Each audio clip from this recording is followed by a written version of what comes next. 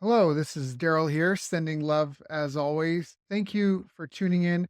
I just want to say if you like this interview, you can check our website for companion workbooks, action guides, tools, checklists, templates, and show notes with links for everything mentioned on the call. Just visit bestbusinesscoach.ca. That's best, B-E-S-T, businesscoach.ca. Enjoy. Hi, I'm Daryl Urbanski, and welcome to the Best Business Podcast. My mission is to help create 200 new multi-millionaire business owners. How? You'll do better when you know better. In my interviews, you'll hear from self-made millionaires, seven-figure business owners, authors, and world-class experts sharing how they did it so you can too without experiencing the same obstacles they did. Now, if you like this interview, please share it with a friend you think will benefit. They'll appreciate it, and I will as well. You can also connect with me on social media. Look for Daryl Urbanski, D-A-R-Y-L, Urban Ski, U-R-B-A-N-S-K-I, and add me so we can be friends. Now sit back, relax, and enjoy what I've prepared for you right here, right now. Hello, everyone. Thank you for joining us. My name is Daryl Urbanski, your host as always, and today we are joined by a super savvy marketer and someone I consider a trusted friend, Shane Johnston. Shane is an award-winning product launch specialist and digital marketing expert. He's an international consultant, coach, and speaker for online launches. He understands selling new business ventures or existing services and products. He's the co-founder of Boulder Future and CEO of Boulder Consulting LLC and business growth strategist. He's co-created a handful of fantastic programs such as Boulder Facebook Ads Coaching Academy, Boulder Webinar Academy, and Boulder Video Ads Mastery. He's worked with several Fortune 100 companies, helping pioneer the digitization of customer experiences. This includes investment banking brokerage trading systems, white labeling of electronic banking services, and e-commerce solutions. Now, Shane is passionate about bringing Fortune 100 launch and growth strategies to the people he is most passionate about helping, business owners and entrepreneurs. Combining his background in generating six-figure launches and making it look easy, he provides his expertise to bring success to six- and seven-figure product launches. Shane has won many prestigious awards in the fields of sales, business venture launches, business growth, and product development. He's also worked with some of the biggest names I'm very confident many people on this call have heard of. So I've asked him to join us all today so we can learn how to do our launches, paid ads, and digital marketing a little better, plus find out what the big guys and girls are doing. So Shane, thank you so much for joining us, my friend. It's been way too long since we've caught up. How you doing? Hey, Daryl, it's awesome to be here, and hi to all your listeners. Awesome. So you and I first met down in San Diego at a kind of a ad hoc mastermind thing. You guys were, I think, on product launch 6. I think it was the six-figure product launch. I think that was one of them that you guys have been a part of, and we've done co-projects since then. But I don't really know your story behind. I know a little bit of your early story, but can you just share with all of us? Like, did you come from an entrepreneurial family? Did you learn this from your mom and dad? Like, how did you get into marketing and sales even to begin with? Yeah, sure. Well, I'll give you that background, but just I want to talk about that San Diego trip for a second before we go back in time a little bit. Sure. That San Diego trip was probably my second or third big turning point in my life. And the reason being that I went there, I was scared shitless when I went there because, well, first of all, I'd never been to San Diego. It was the hotspot mecca of all the internet marketing gurus. And I had a couple of clients there, but I'd been just working remotely with them. And I made a commitment. One of the guys that I was working with was Nick Unsworth. And I worked with him to launch his product called Life on Fire, which is personal development, marketing, kind of mixed up with the entrepreneurial world. And I was having a great time, so I committed to do a 3-day event with him where I was a speaker and presenter. But I said to my partner, Ryan, Ryan, when we go there to talk, we're not going to just stay for that 3 days because we were about 2 months prior to our first big product launch of our own. We always helped other people do product launches. And so I said, we're going to spend like 6 weeks in California, and we're going to tour up and down the coast. We're going to meet all of our clients that we've been working with remotely. We're going to meet some new ones. And when I landed there, my business was in a bit of a struggle point, and we were kind of at a growth turning point, I guess you'd say. And I felt like I maybe wasn't worthy of working with some of these people. But once I did this, once I had the courage and pushed past my fear and said, okay, we're going to do this, And I just remember landing there, and I'm getting like goosebumps just thinking about that. I remember landing in San Diego thinking, what in the hell have I done?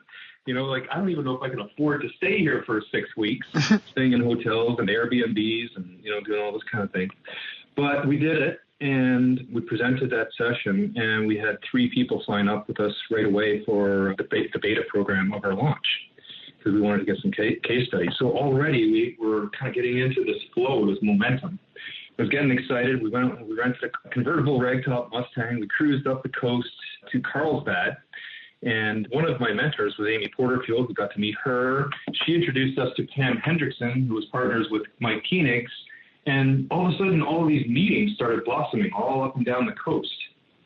And so what was really exciting and interesting about that was, as we went each step of the way, I would record little videos. I'd be on the beach, or I'd be in the offices with Mike Koenigs and Traffic Geyser folks. Right. Everywhere I was, I would kind of record just a little video. And this is, you know, before the time when you saw all those Facebook Lives appearing in your news. Right. And it was a little uncomfortable for me. So again, I kind of pushed through my fear and said, okay, I'm just going to go on camera. And it kind of, the way I did it was, I just said, it's not really about me, so I don't really care. I just want to help my community. We had a Facebook private group with a bunch of people in it.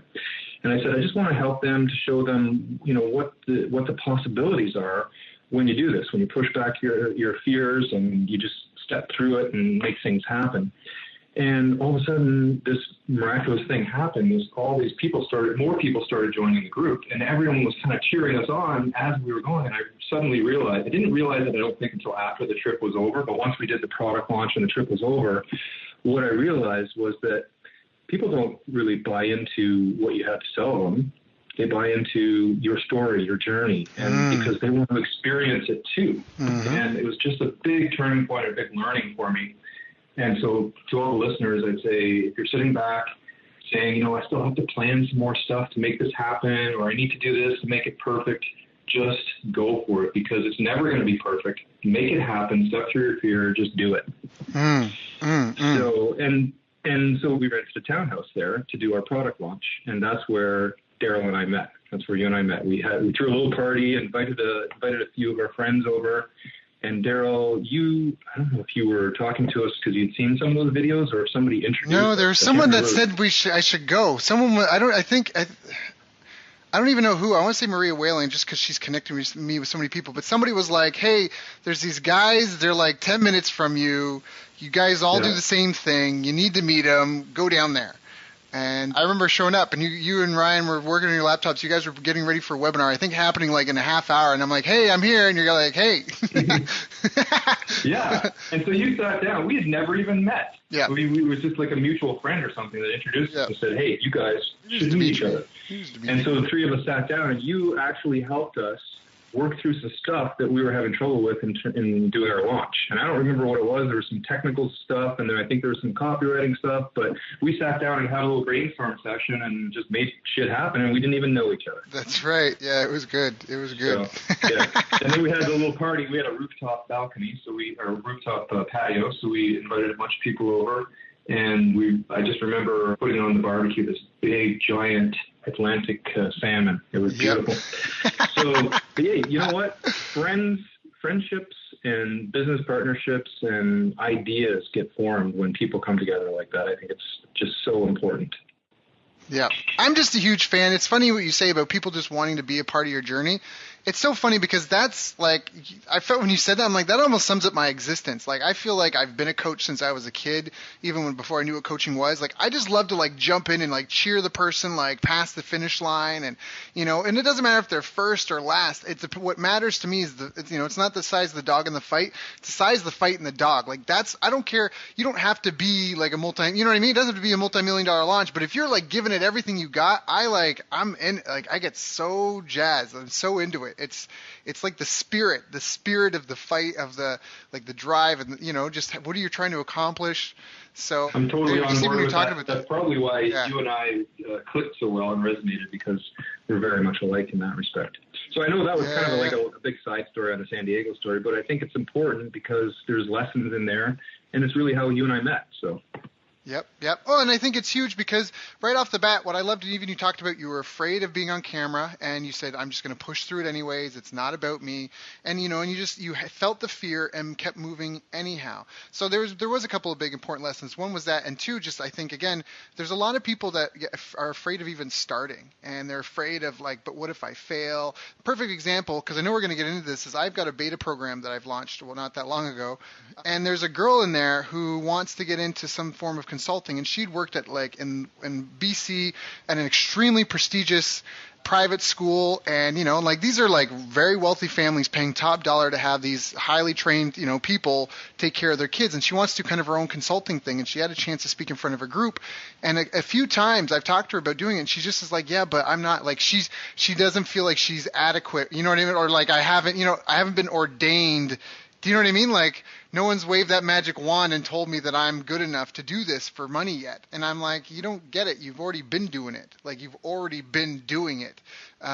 So I just think that's a really powerful lesson for people to understand that it's okay to have flaws and it's okay to not be perfect. I think that for my loyal fans that listen to this show, I'm sure they've heard ups and downs and good calls and not so good calls and whatever, right? And it's about building a tribe, and it's about the journey. And I think that was a great lesson to share. So.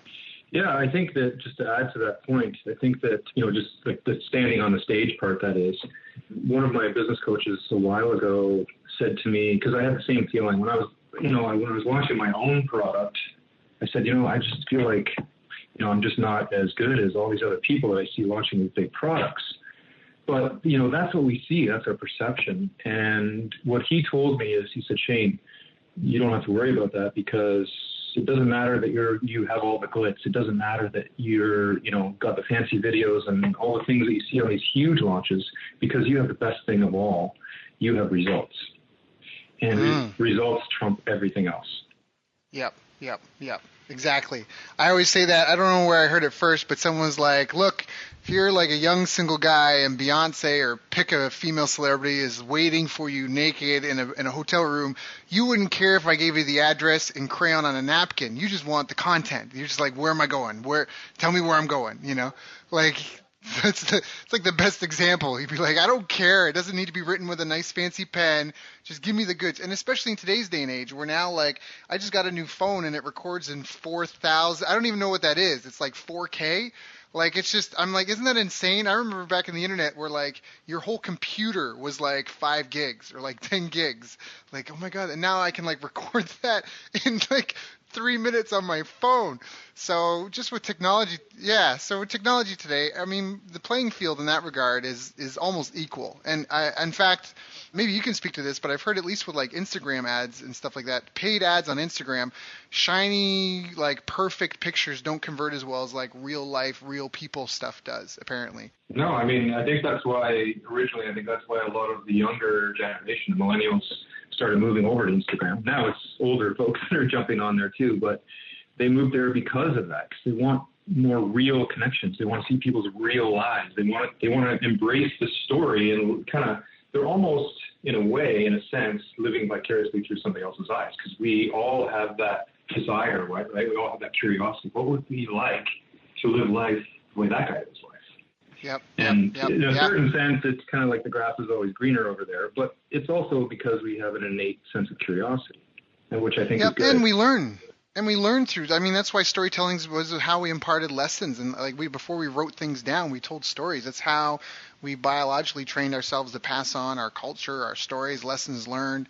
And so I think I agree with that 1,000%. And it's just fascinating. It's interesting. So, So now, how about you? Let's hear your story. How did you even get into the sales and marketing gig? Did you come from an entrepreneurial family? Like, how did you get up and going? I guess I kind of learned some of my entrepreneurial spirit from my parents, but my parents they did not own their own businesses themselves, but they were entrepreneurial in what they did. My dad had many different careers, and the one thing that I think I learned from both my mom and dad was that change is not a bad thing. So if you find yourself doing something that's not working for you, it's not making you happy, then make the change, even if it's a drastic change, and move to something that will make you happy.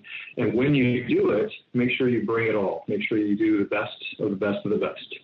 My dad had a saying that if something's worth doing, then do it very well. If it's not worth doing, then what the hell are you doing? Change it. do something else. So I was given that entrepreneurial kind of spirit.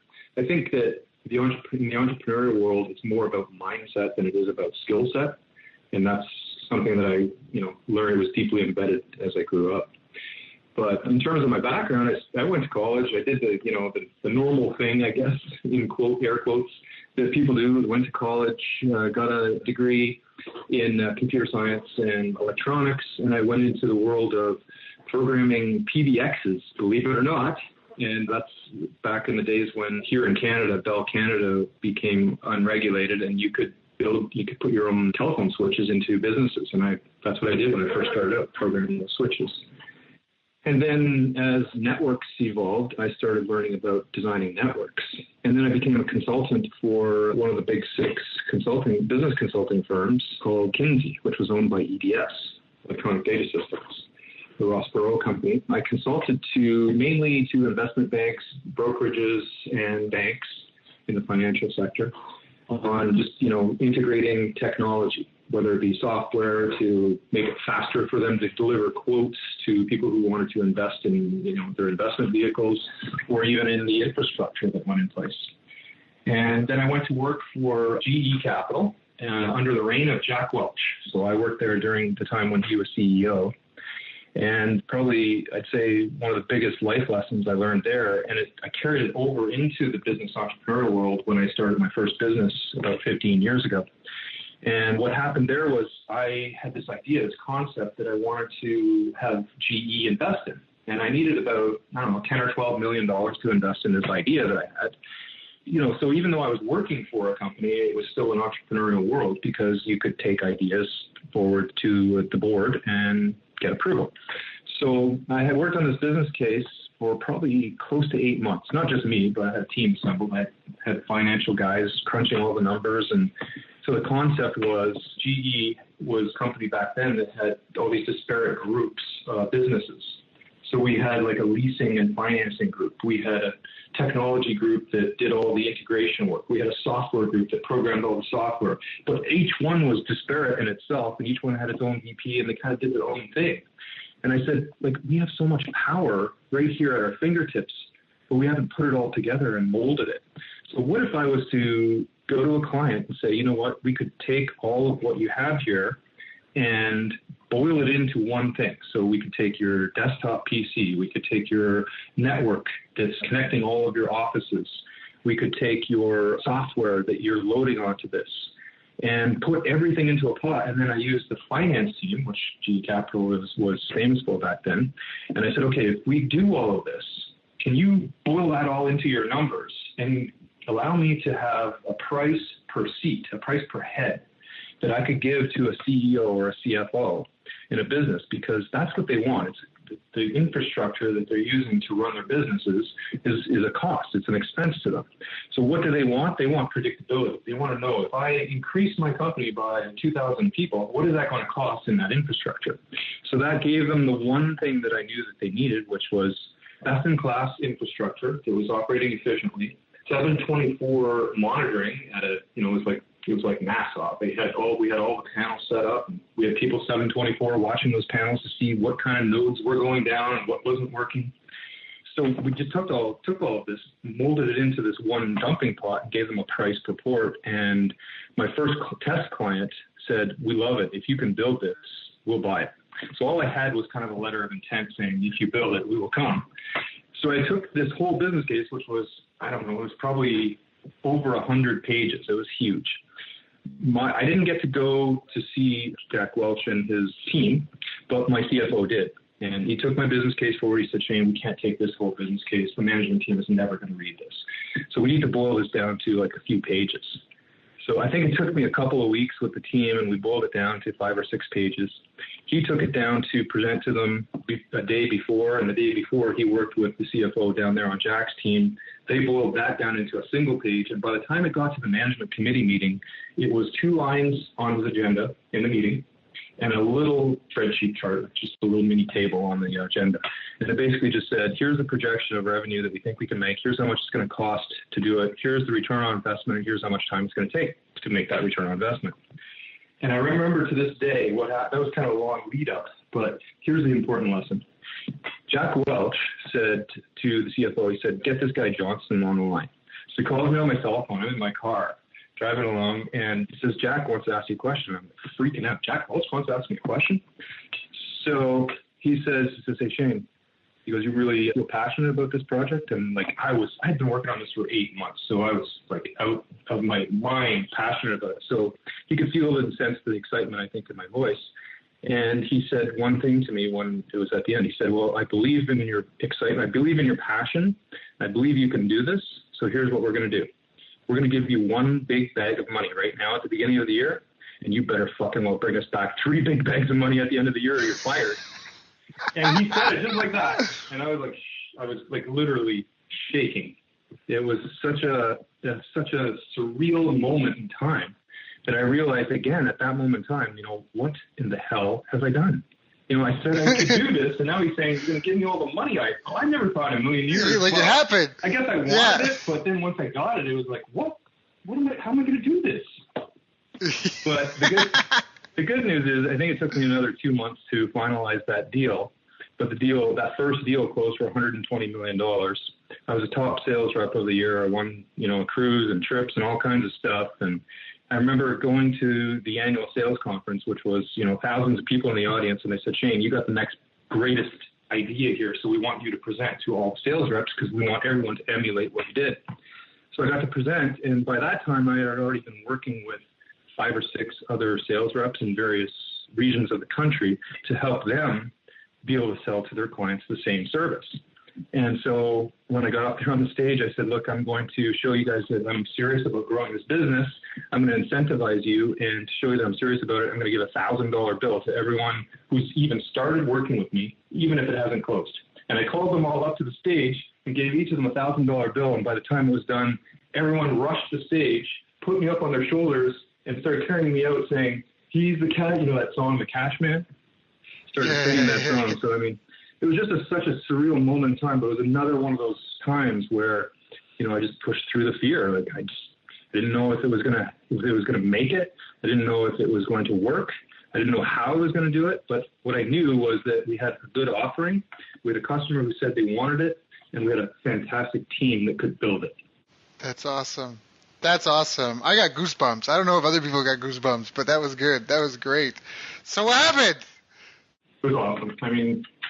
Crazy. So yeah, that closed, and then I kind of got, at that point, I'm running around the country, flying all over the country, helping people do these things, and I realized that I had this entrepreneurial spirit in me. I always knew it was there.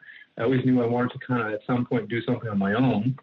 So what I did was I did an interim step, and I went to work for a small upstart company that was supposed to IPO. This was back in like the early, just after year 2000. So you can imagine what it was like then. There was an implosion at that point in the whole technology world. And I went to work for this upstart company. They were building intrusion detection and security systems that were smart systems for the financial sector. And it was like right up my alley. Went there and spent 18 months there. The whole thing was a bust. They never IPO'd. They basically went bankrupt. And I said, I don't want to do this anymore. This is just not fun. And, right. As I learned from my dad, when something isn't fun, what do? Make a change. So I decided that I was going to do something on my own. Much to the surprise of all my peers and coworkers, I decided to open a retail store, 8,000 square feet, where I would design and sell home recreational stuff like swimming pools, hot tubs, rec rooms, pool tables, foosball, you name it. It was all home leisure stuff. And everyone said, what are you doing? You've spent all these years working in the business consulting world for Fortune 100. What are you doing? I said, you know what? For once in my life, I just want to have fun. I want to build my own thing. I want to, meet the people. I want to hear their stories. I want to just salt of the earth, have my fingers in the pie. So I did that. And it was a franchise actually. But in the first 60 days, the franchisor pretty much played a shell game, stole a bunch of money, screwed us up with one of the main suppliers of the hot tubs, and left. And they were my advertising partner. So I had never done, I'd been in sales, pretty much sales and business development all my life, but I had never done advertising and marketing before. But I'm like, hey, I've been in sales. I've worked with marketing. It's not that big of a deal. It's easy. So, yeah, you can tell where that story is going. So my first year, I was what I like to call every advertising media sales rep's wet dream. Because everybody who called me, everybody who walked through my door, who had some mechanism for me to advertise and market, I bought it. And so my first year in the business, I think I spent over $300,000 in advertising and marketing and just trying to figure it out. And what I realized at the end of that was I had no clue. I had no idea how to do it. I was trying to emulate other people, creating these cutesy ads. And back then, this was 2002. So 2002 to 2005 was kind of the era that I went through another really hard time. It was a struggle. I lost 2 business partners, 1 committed fraud. I was doing well on the sales side. I was still hitting record numbers on the sales, but my profitability wasn't great. And one of the reasons was I was spending a crap wad of money, if that's a word, a crap wad of money just trying to test different advertising angles. And miraculously, after about 2 years of doing this, I lucked out. And I don't even, still to this day, I don't even know how it happened. It was divine intervention or something, but we could recognize this back in 2002, 2003, but I had a fax machine back then. And on my fax machine came what I really now recognize as a piece of spam. It was a two-page fax. It stood out on the floor early one morning when I was in my office trying to figure, before the retail store opened, I was trying to figure out all this marketing stuff. And there was a headline. I don't remember the exact I wish I'd saved this piece of paper, but I don't remember the exact headline. But the headline was so powerful that it made me take this piece of spam, which I knew somebody was just pushing on me, and I immediately called the number, the 800 number that was on it, and I signed up for a one-day seminar. And it was something along the lines of, are you having trouble with your advertising marketing? Well, learn this 100-year-old technique from this guy who lived 100 years ago and didn't have all the advertising mechanisms at his fingertips, and we'll teach you how to use this secret technique kind of thing. It was something along those lines. So anyway, I thought, It seems a little bit hokey, but I got to figure this out. So it's worth a one-day investment in time. So I went to this seminar, which was put on by a company called Monopolize Your Marketplace. Rich Carroll was the guy's name. I'll never forget him. I'm so happy I met him because that day, again, was a pivotal moment in time for me in terms of that advertising. And basically what he taught us, he gave me a book. It was by Claude C. Hopkins called My Life in Advertising. Actually, it was 2 books. It was My Life in Advertising and Scientific Advertising, both written by Claude C. Hopkins, who died 100 years before I was even born. So you can imagine, I'm thinking, like, what's the relevance of this guy? Like, how could he teach me anything? But that book, I took that book home, and I still, to this day, it's just actually a printout. It's not even a book. It's a printout because it's out of copyright circulation. And to this day, it sits on my bookshelf. It's all dog-eared and torn and highlighted.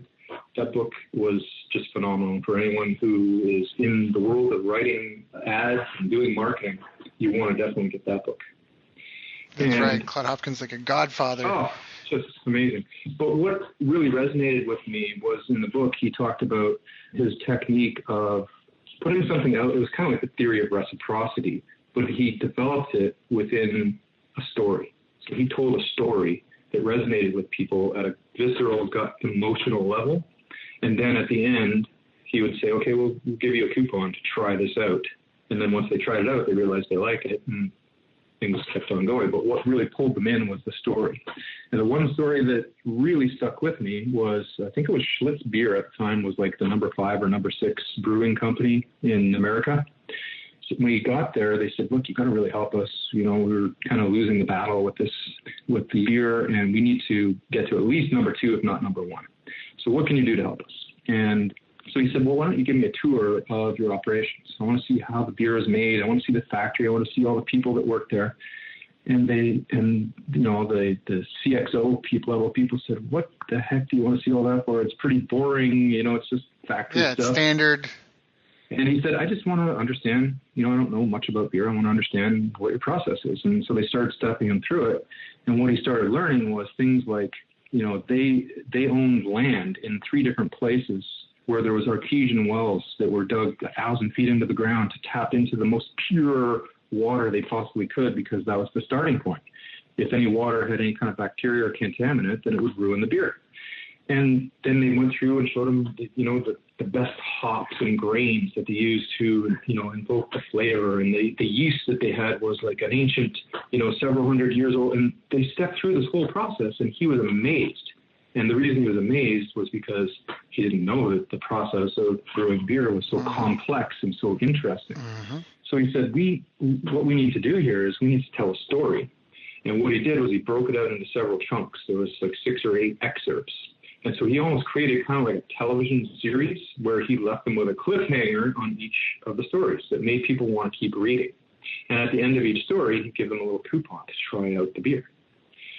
And he was able to get Schlitz Beer Company to #1 over a period of only 6 months by just telling that story and making an offer through the reciprocity factor.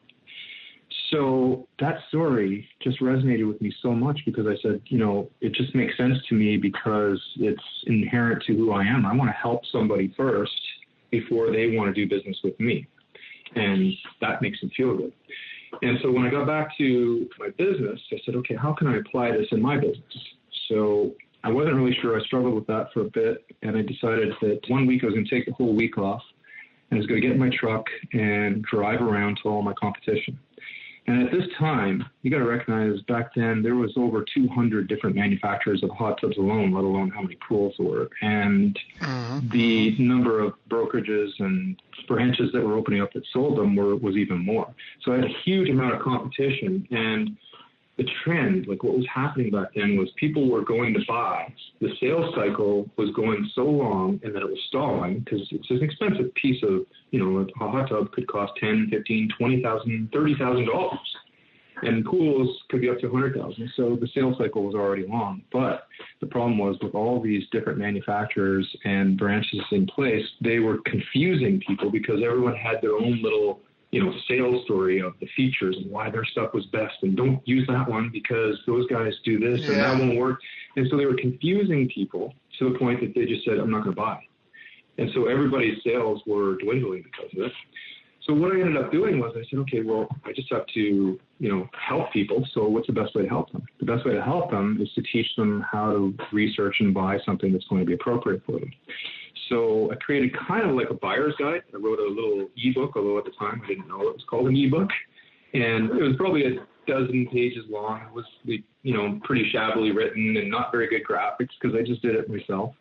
And I put a headline in the newspaper. I put an ad in the newspaper with a headline that read something like, hey, have you been shopping for a hot tub, but you haven't been able to buy one because you feel like there's all these weird, dirty, nasty tricks that people are trying to play on you, kind of like timeshare sales reps. And I apologize if there's any timeshare sales reps on here, but that's the way that it was like back then. Yeah, they're notorious for the high-pressure sales. Yeah, and they would trick you into buying. And so the one thing that I realized when I went and shopped all my competition was, and not all of them were like this, but a good majority of them were, they would play all these tricks, these nasty tricks to trick people into buying right then and there.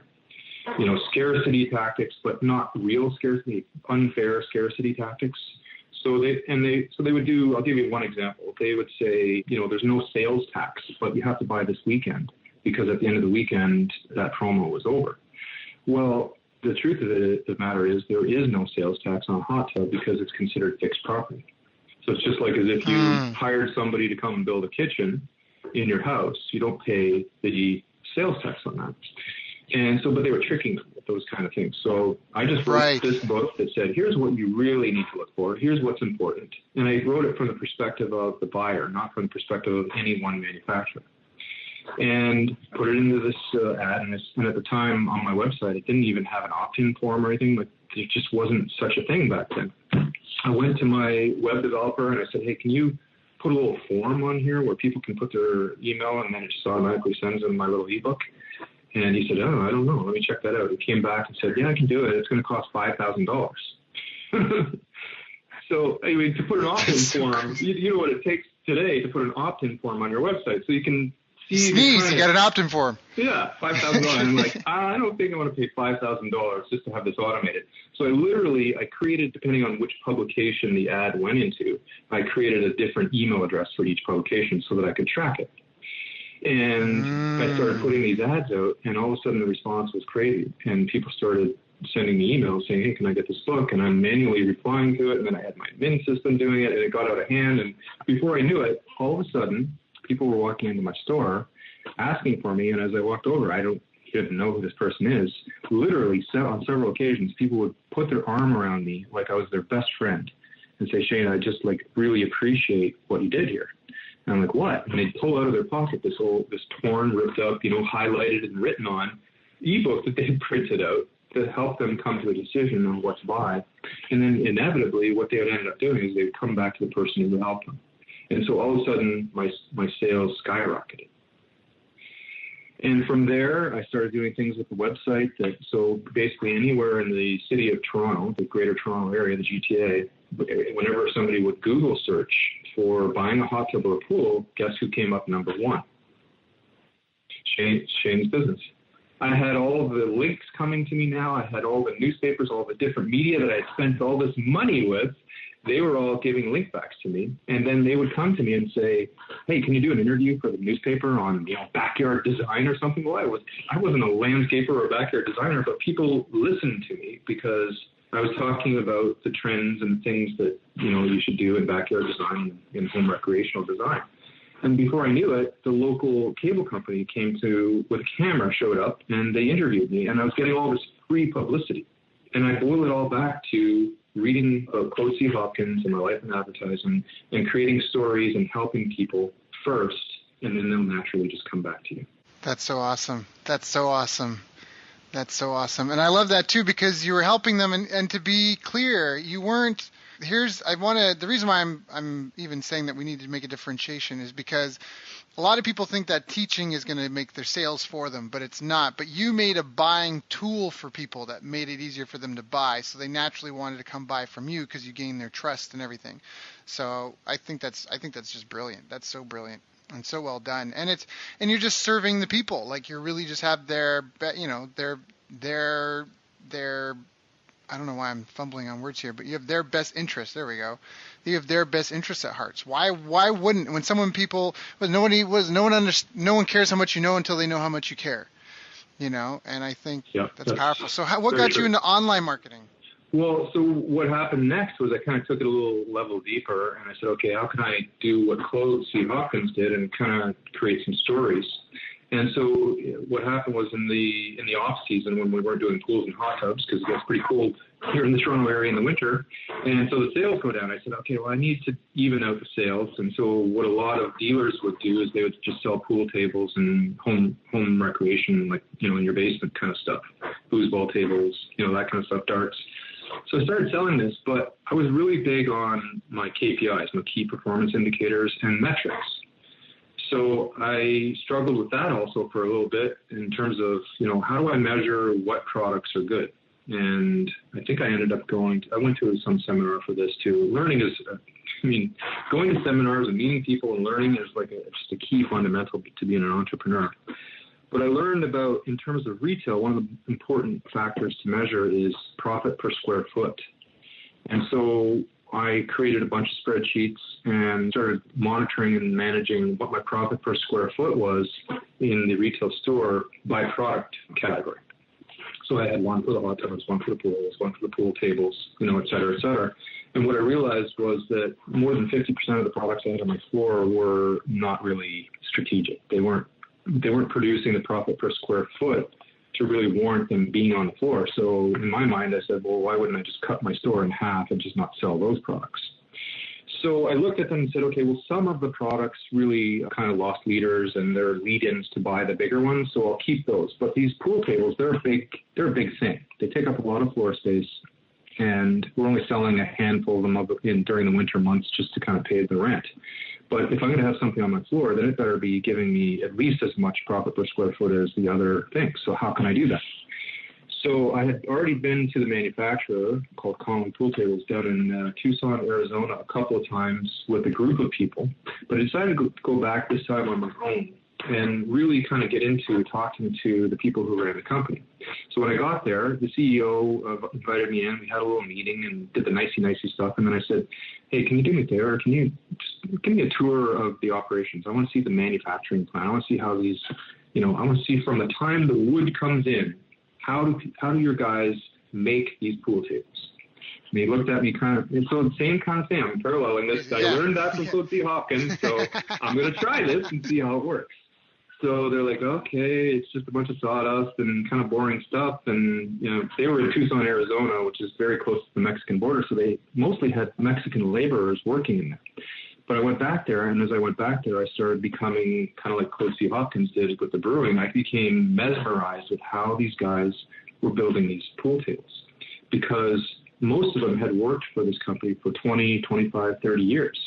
They were artisans. They were craftsmen. And I was watching them build these tables, and pretty much everything was built by hand except for the rail, because it had to be done by the CNC machine to make it precise. But everything else was carved by hand. So what I learned was that these guys were artisans, they were craftsmen, and no two pool tables were exactly alike. So that's the starting of my story. And as we started going through it, I started asking them questions, and I got a camera and started filming them and listening to their stories of, why they do what they do, and just really connecting with the salt of the earth again. What is it? Why do you do this? And for most of them, it was a love of working with the wood.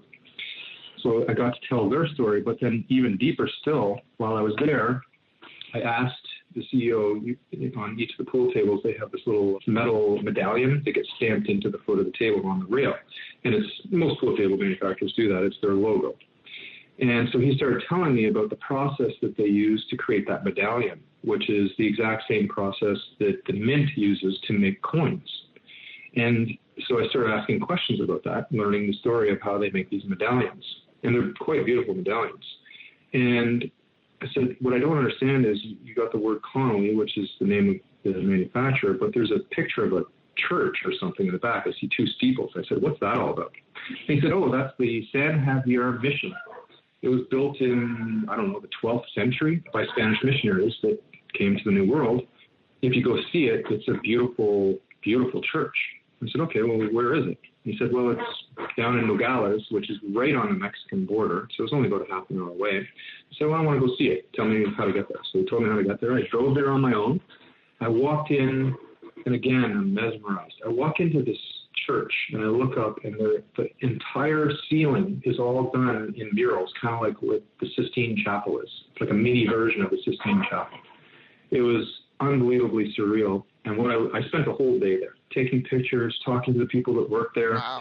And what I learned was that, again, there were several families who lived right there on location. And these families were, again, artisans. And their job was to redo paintings, create new paintings, and it was a constant evolution of art.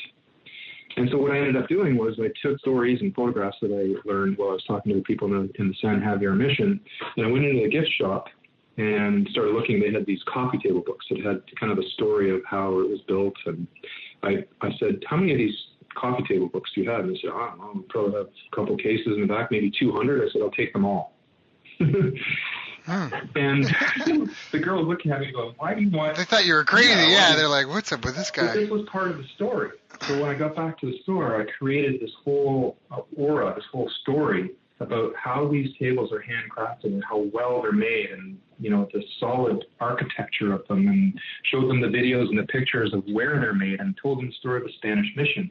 And the reason that church was on the logo was because it is a work of art that's constantly evolving and changing, as is the pool table. So it got, there's a story there. And so when the people came in, they could go down this whole phase, and they could pick the color of the stain they want, the type of table, the little diamond inlays. You could get abalone or mother of pearl or inlaid, both of them. You could pick whatever you wanted there. You could pick the kind of pocket that you wanted and the color that you want. So everything was customized for them. So they felt the story and they felt the experience of having something that was really nice quality. Well, by the time they got through that whole process, they knew the whole story. They had the pictures. They felt connected not only to the table, but to me and the story that I brought and told from this little town called Nogales, south of Tucson, Arizona.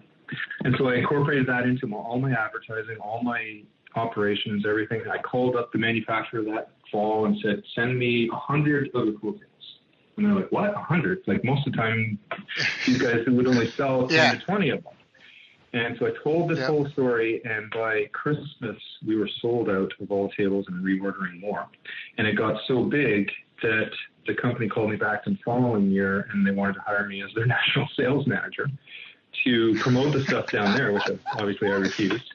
But it's not, that story is not about me. It's a story of how this stuff came about. And what I ended up doing was I took the pictures of that Spanish mission, mounted it in a little shadow box, and I bought a couple hundred of those little medallions, and I embedded the medallion in the shadow box. I gave each of them a coffee table book, and inside the coffee table book, guess what was there?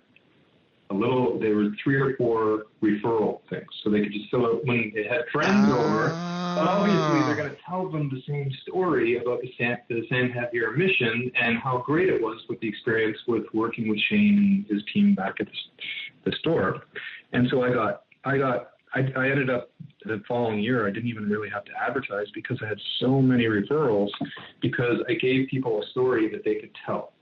And to me, that is the most compelling thing. Having a story that resonates with people and makes them feel that emotional pull is the most important thing to me. I agree. Such a great... I feel like my day's like done. Like, I'm sure it's this beautiful story that ended in like, and my business lived happily ever after. Yeah, well, so then, what ended up happening was all the other dealers started calling and coming and saying, what the heck are you doing? Like, how did you do all this? And so I started telling them, you should kind of read this book from Code C. Hopkins. It's like, 400 pages. And they're like, well, we don't want to learn all that stuff. Can you What? Yeah, they're like, no, that's so much work. Can you just do this for us? And so I ended up, consulting and working with a lot of other people to help them in their advertising and marketing. And I found out I loved it so much.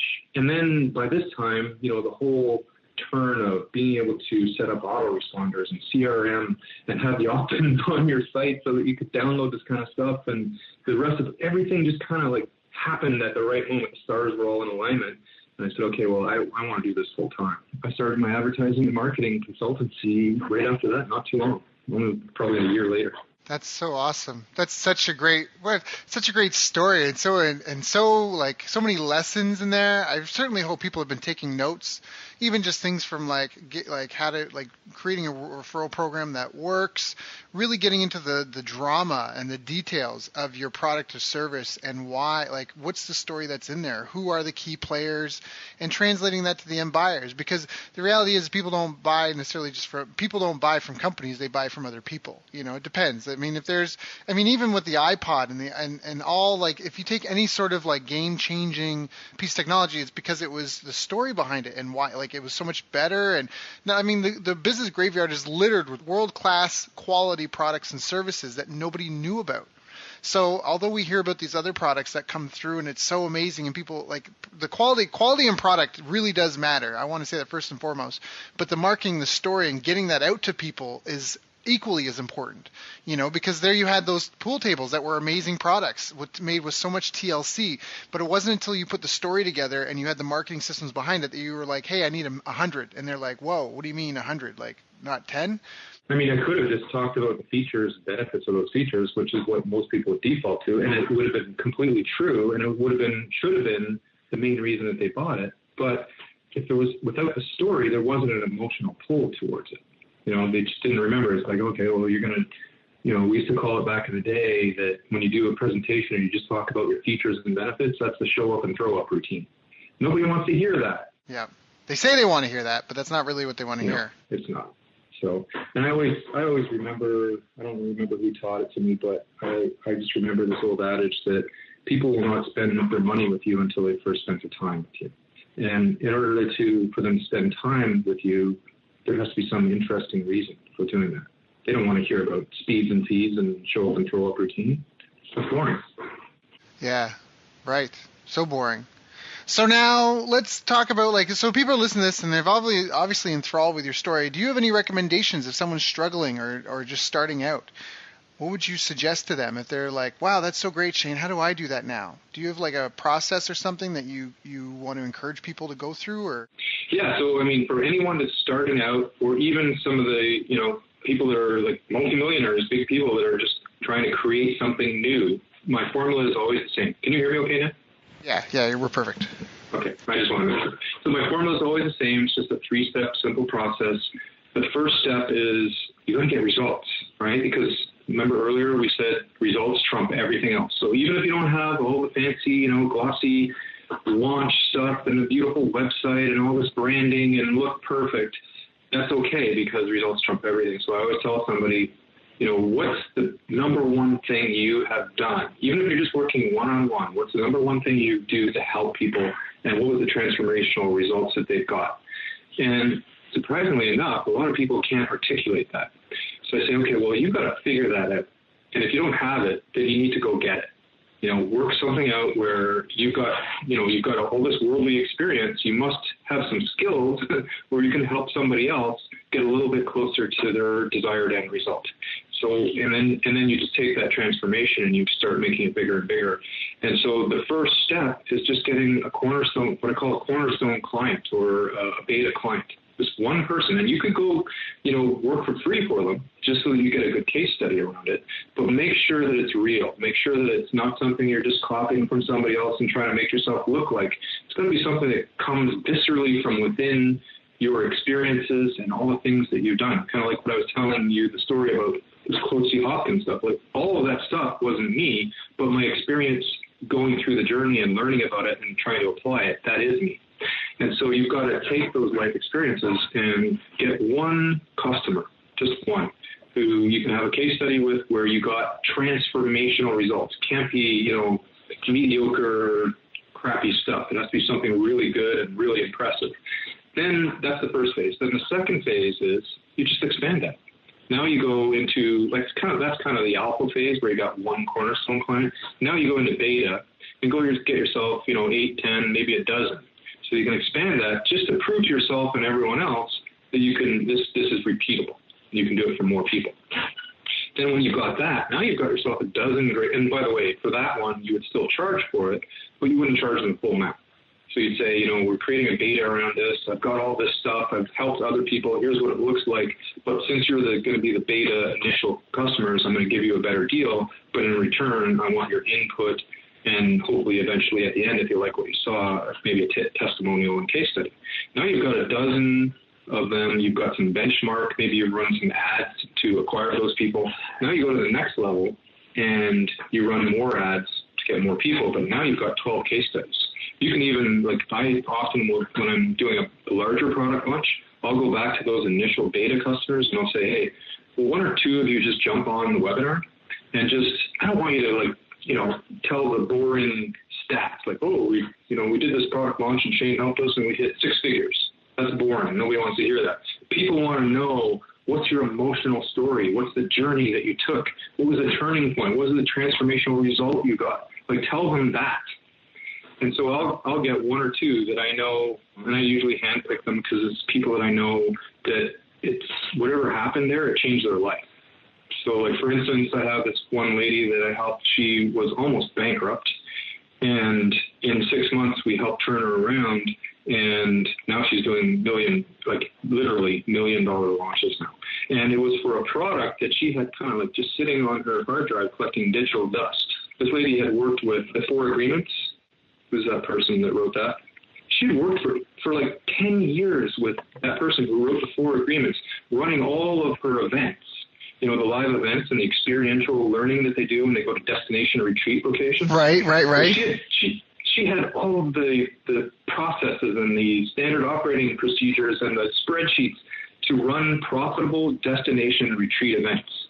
And I looked at her during one of the consults, and this was 3 months into it, and I'm like, what? Yeah. She was trying to be a business coach. She's trying to teach people how to do marketing. And I'm like, wait a minute, this is your journey, this is your story, this is what you're passionate about. And I could tell, she would be crying every consultation we got on to Skype with. And this particular one, all of a sudden, she got this big, bright smile, and I go, Sherry, this is what you have to do. I love this stuff. Yeah. And it just, and so when she came onto the webinar when we did a product launch, she was literally crying, but happy tears. Yeah. And so that, when people see that, it compels them. They're like, I'll have whatever she's having. Yeah. I'm one of those. Yeah. So, it's that journey and that emotional feeling of transformation. So when you get to that point, make sure that it's something where you truly have helped people. And I think the biggest fallacy right now is in the world of marketing and business coaching and this world that you and I are both in, is that there's just so many fake business coaches out there that learn from another business coach and they're just regurgitating what they told them, but they don't have any life experience on that particular subject themselves. And everyone's trying to, they make fancy, pretty websites and they hire somebody to do all the branding and create graphics so it looks like they're good because it looks like they've got all the stuff. Yep. But I call that Kardashian marketing. Yeah. Being famous. They're not famous for the real stuff. So in my mind, it all boils down to results. Results trump everything.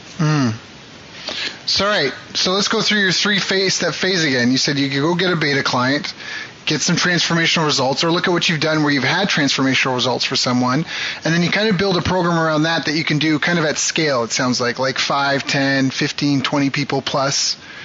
And then go get those 15, 20 people, offer to them, charge a little something so there's buy-in from them. But obviously, it won't be full price you plan on charging later. And then when you get the results for those people, now you've got this whole tool belt, toolbox full of all these stories. And pull on these stories and ask these people to tell their stories in your marketing, whether it's a webinar, whether it's your ads or on a sales page, to just share the stories these people went through and the whole, and I guess the mechanism for their transformation is your product or service. Is that accurate? Exactly. Yeah.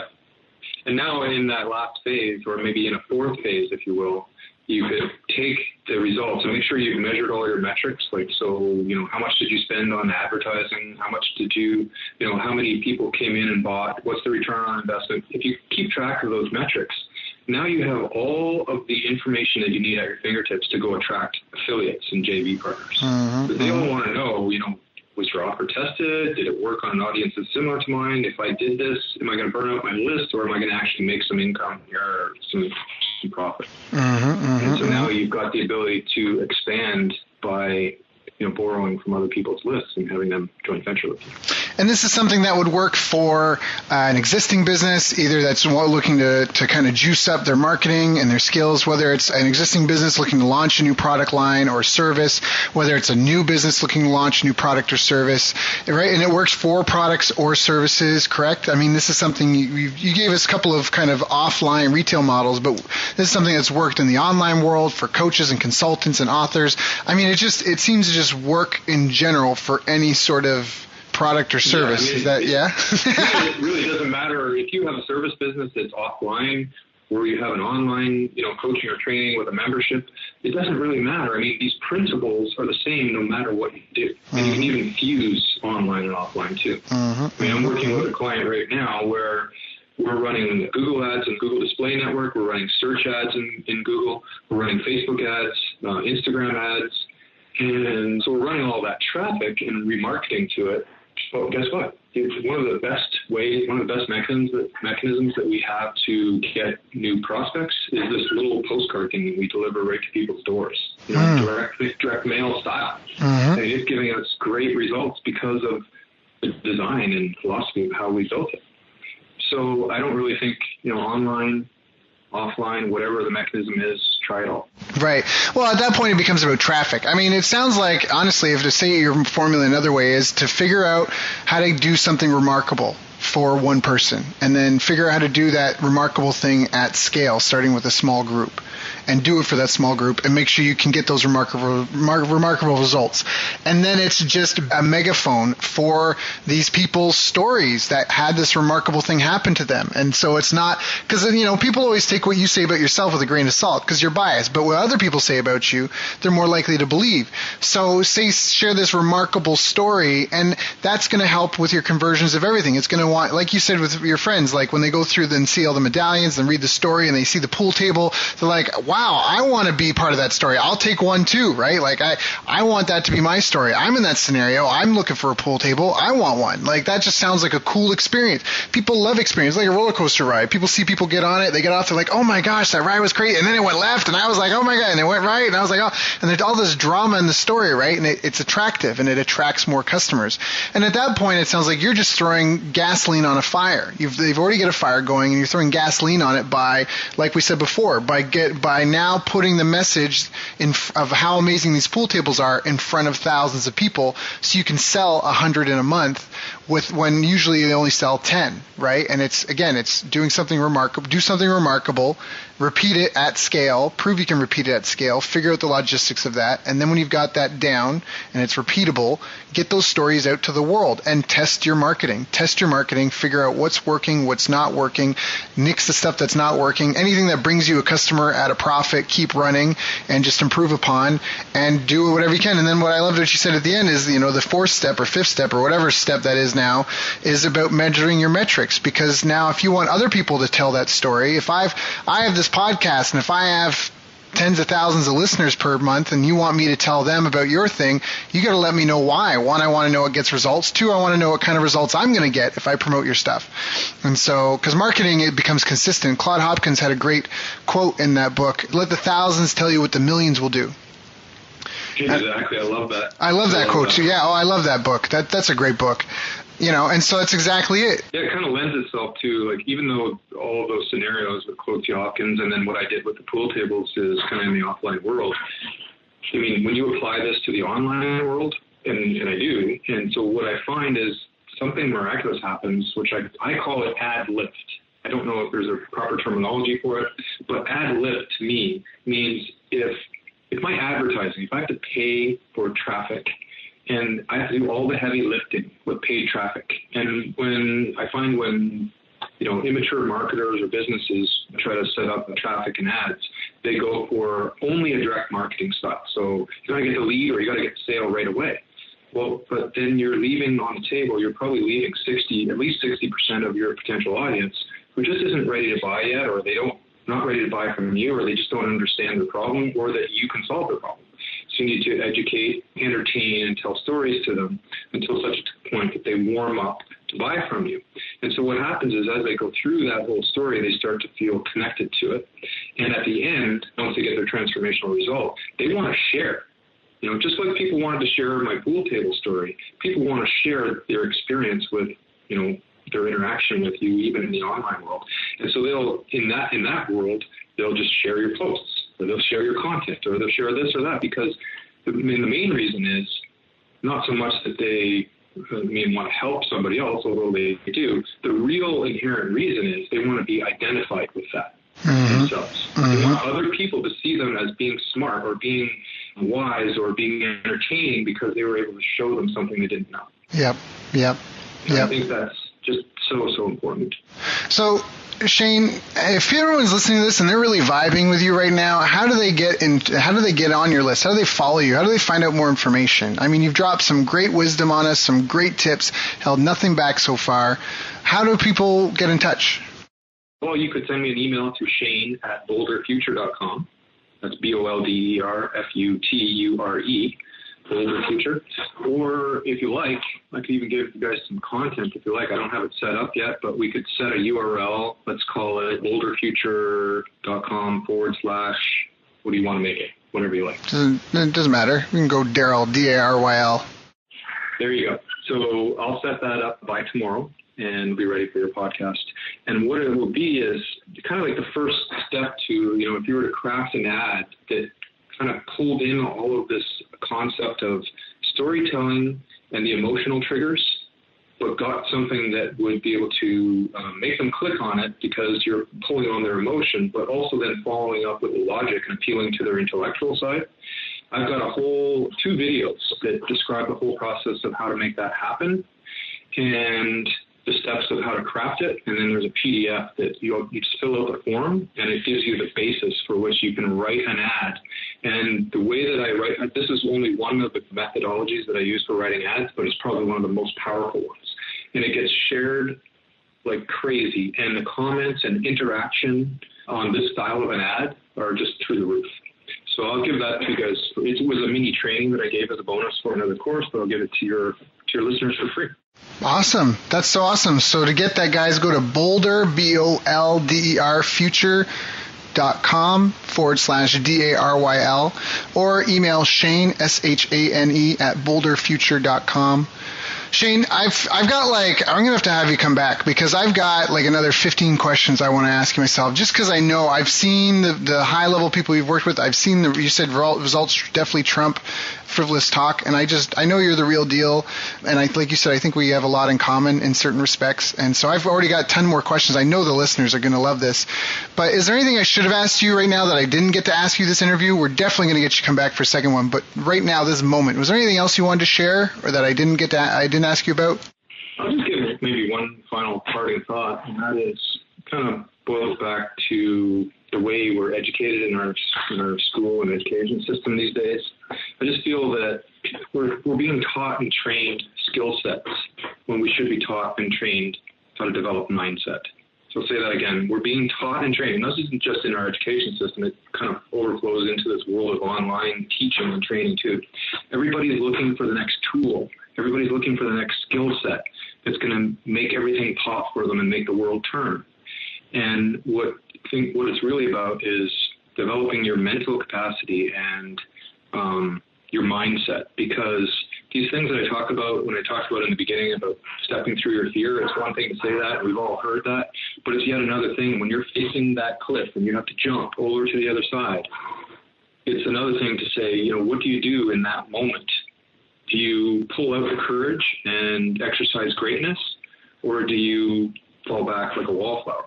And to me, it's all about that mental capacity. And so, Daryl, you and I were talking before we started recording that we have this kind of like a daily habit or a daily ritual, if you will, where we wake up and for the first couple of hours of the day, we don't dive into our business. We don't start working. We work on our mental capacities. We work on our mindset, because the mindset, our human brains only operate at less than 10% capacity. And so in my mind, if you've got 90% left that you can train it to do better, then you should be working on that. And to me, the great moments in business, the great moments in sport, the great moments in life happen when we spend time working on that and helping each other with our mental mindsets. And one last thing from one of the books that I really love and I recite to all of my tribe is The Rise of Superman by Stephen Kotler. He's an adventure sport, or was an adventure sport writer for magazines, but he slowly morphed into writing for entrepreneurs in the business world. And in his book, The Rise of Superman, he talks about all the different flow triggers to get yourself into that flow where you're feeling, the moment and things are just coming to you naturally, and your creativeness is at an all-time high, your mental capacity is perfect, and everything just seems to be lining up for you. And things are happening, and you almost don't even, it's so surreal, you almost don't even feel the passage of time. And one of the triggers, it's a great book, you have to read about all the triggers, but one of the triggers he talks about is the power of connecting with your social group, because the social group empowers you to do more and gives you more ideas. I'm going to read a little quote from it because I think it's powerful around this concept of mental capacity and helping each other. He says, more acceleration comes from the social support that the solidarity of a group provides. Finding flow is not easy, and finding it repeatedly is tougher still. The struggle phase can drag endlessly on, and the urge to give up grows stronger as the lasting memory of your last flow grows dimmer and dimmer. But the collective momentum fights hard against individual inertia. And in any community, when one member is in struggle, another is probably in flow and likely using that state to do something amazing. Amazing energizes. Whether it's the cooperative excitement or the competitive jealousy, one person's triumph becomes another's motivation, and that creates the flywheel effect and allows the group itself to gain momentum. Love that. Love that. Love that. Love that. It's similar to you are the average of the 5 people you spend the most time with.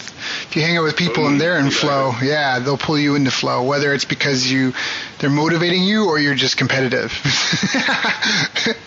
You got it bang on right there. That's so awesome.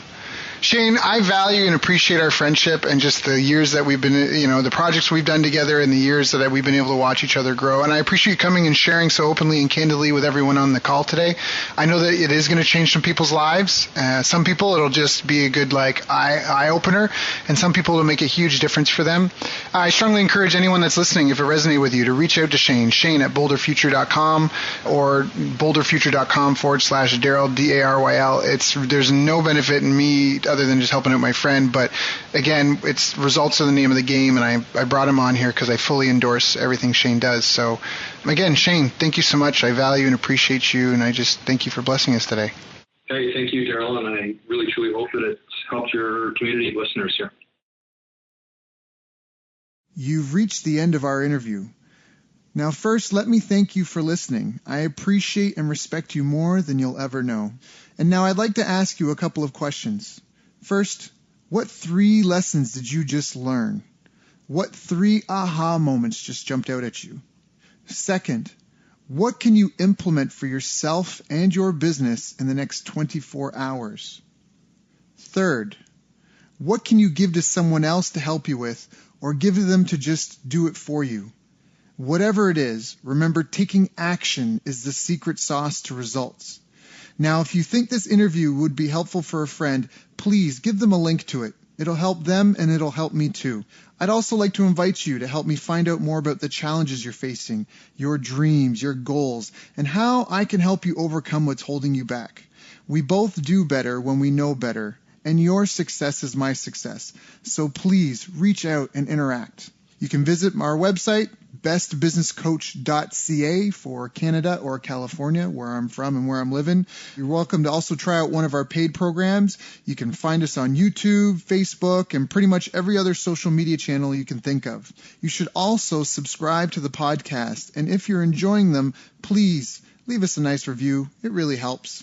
That's all for now. Once again, thank you. Take care of yourself, and remember, the world needs the best business you can build. And I believe in you.